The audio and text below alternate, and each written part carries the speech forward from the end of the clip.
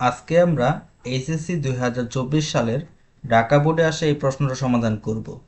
তো এটা হলো একটা সমকোণী সমদ্বিবাহু ত্রিভুজ।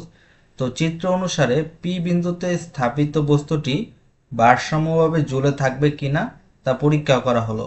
এটা হলো পি বিন্দু, এইখানে একটা 1 কেজির বস্তু ঝুলে দেওয়া হয়েছে, আর এটা ভারসাম্য থাকবে কিনা সেটা বলা হয়েছে।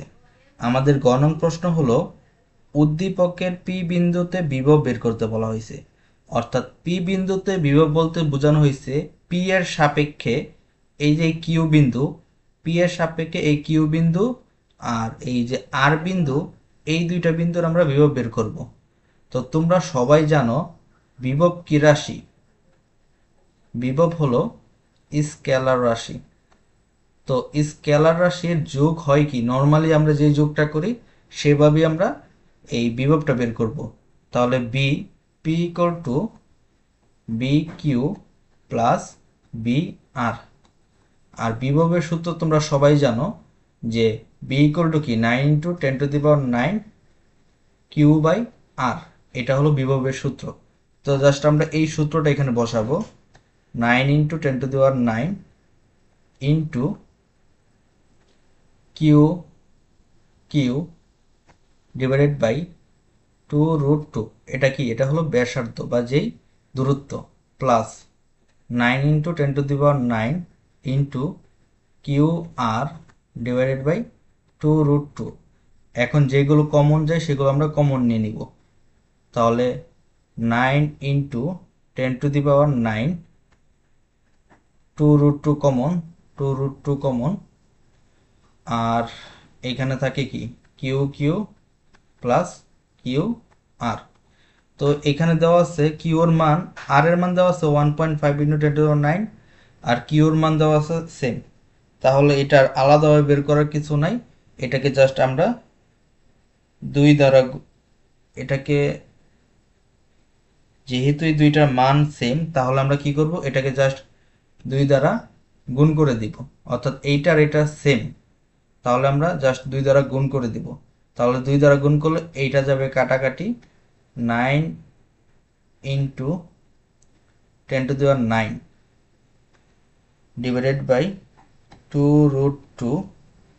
এখানে ছিল কি 1.5, তাহলে কি 3 × 10⁻⁹। তো এইটা এখন যদি আমরা কাটাকাটি করি 9.546 ভোল্ট। এটা হলো পি বিন্দুর বিভব। তো আশা করি ব্যাপারটা বুঝতে পারছো। এখন আমরা গ নম্বরটা সমাধান করব। এখানে বলা হয়েছে পি বিন্দুতে স্থাপিত বস্তুটি শূন্যে ঝুলে থাকবে কি না। তো এখানে আমরা গ নম্বরটা এখন সমাধান করব। দেখো, পি বিন্দুতে একটা বস্তু ঝুলানো আছে, সেই বস্তুটার ওজন হলো এই, সেই বস্তুটার ওজন কত? W = mg। এম এর মান কত? 1 কেজি। আর জি এর মান কত? 9.8। তাহলে 9.8 নিউটন। এটা হলো ওই বস্তুর ওজন। অর্থাৎ এই যে এইভাবে একটা বস্তু ছিল, এই যে এখানে যে বস্তুটা ছিল সেটার ওজন কত? 9.8। আচ্ছা, এই বাহু আর এই বাহু, এই দুইটা বাহু সমান, তাহলে এই কোণ আর এই কোণ সমান। তাহলে এই কোণটা সেটা হবে 90°। তো যেহেতু এটা সমকোণী সমদ্বিবাহু ত্রিভুজ, তাহলে একটা হবে 90°, আর এটা হবে 45, এটা হবে 45। তো এখন আমরা এইটার বল বের করব। এটা তো আমরা একটা বল বের করছি। এখানে যেহেতু F Q R F R সমান, তাই আমরা এখানে দুইটা বল একসাথেই বের করে নিব।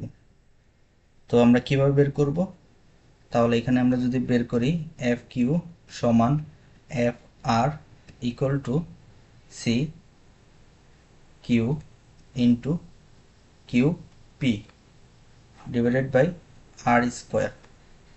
তো এখানে আমরা যদি মানগুলো বসিয়ে দিই, সি ইন্টু কিউ এর মান কত? 1.5 into 10⁻⁹ into Q P divided by 2√2 square.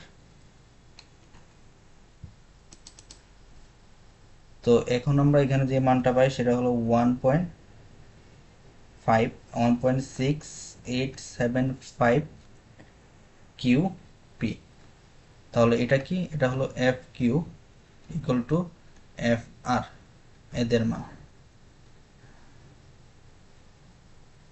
তো এখন আমরা এফ কিউ এফ আর এদের লব্ধি বের করব। যেহেতু এটা স্কেলার রাশি যেহেতু এটা ভেক্টর রাশি, তো ভেক্টর রাশি হলে আমাদের নর্মাল যোগ হবে না, তাহলে এটাকে আমরা ভেক্টর যেই যোগ সেটা করব। তো ভেক্টর কিভাবে যোগ করে সেটা সবাই জানো। তাহলে লব্ধি এফ বের করলে, তো ভেক্টর যোগ তোমরা সবাই জানো, F Q square plus F R square plus 2f Q 2f R cos. এখানে কত ডিগ্রি, এখানে হলো 90 ডিগ্রি, কারণ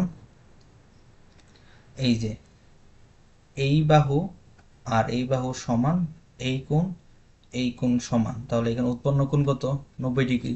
আর প্রশ্নে দেওয়া আছে এটা 90 ডিগ্রি, তাহলে এখানে আমরা 90 ডিগ্রি বসিয়ে দিছি।